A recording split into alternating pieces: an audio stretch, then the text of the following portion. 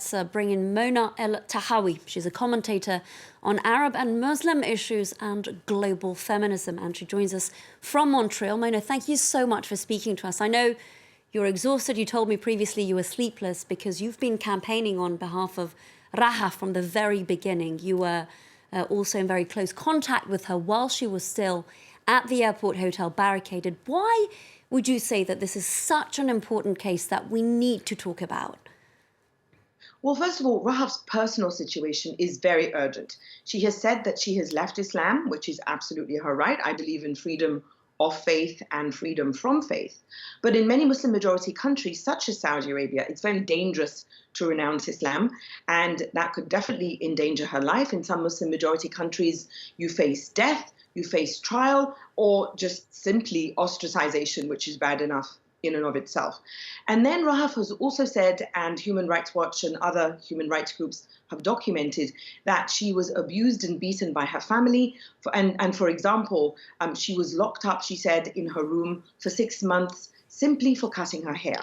And then also we have to put Rahaf's personal situation into the bigger picture. She's a microcosm of something that is much bigger and that we must pay attention to. And that is the situation for women in Saudi Arabia. And it is made particularly dire by an extreme form of patriarchy because of the guardianship laws.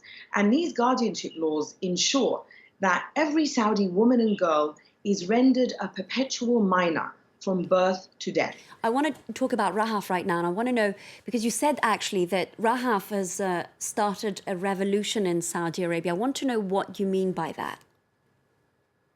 I think, first of all, this incredible, courageous 18-year-old, I mean, the gumption, the wherewithal, the thinking, the revolutionary thinking, I deserve to be free.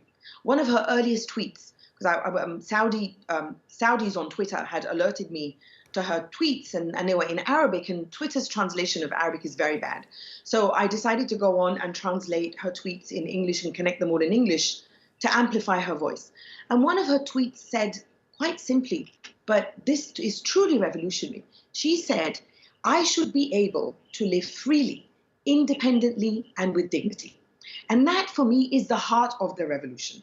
Now, Mona, you've been talking about the fact that Rahaf has been paving the way for women in Saudi Arabia, but you've also been very vocal about this unprecedented crackdown on women activists in Saudi Arabia, some of whom have actually fought for the rights that the rest of the female population is now enjoying.